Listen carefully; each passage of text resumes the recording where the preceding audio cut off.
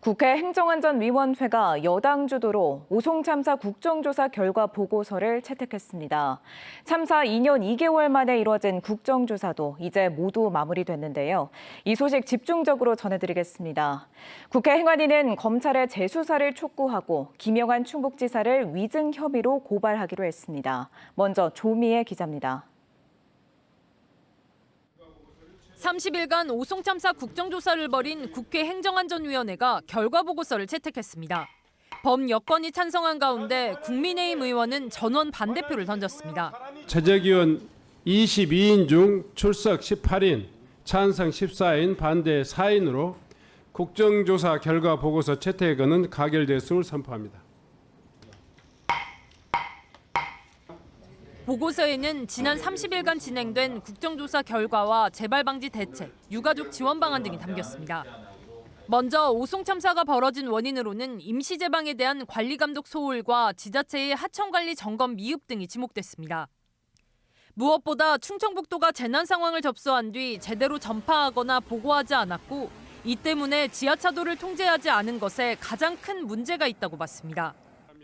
여당 의원들은 상황이 이런데도 검찰이 김영한 충북지사를 불기소 처분하고 보고를 누락한 공무원도 기소 유예했다며 참사 책임자에 대한 재수사와 추가 기소가 필요하다고 결론 내렸습니다.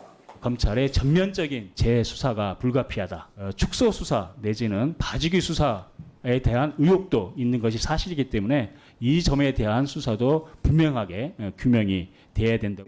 국회 행안위는 또 국정조사 기관 보고에 출석해 여당 의원들과 언쟁을 벌였던 김영한 지사를 위증으로 고발하기로 했습니다. 참사 당시 우리는 CCTV를 보고 있었다는 발언과 10곳 이상의 전화에 재난 상황을 점검했다는 발언이 거짓말이라는 겁니다. 국민의힘 의원들은 국정조사가 김 지사 책임론에 집중되는 것에 유감을 표했습니다. 우리라는 건 자기에 관할하는 공무원들이 보고 있었다는 취지였지 이것이 내가 보고 있었다.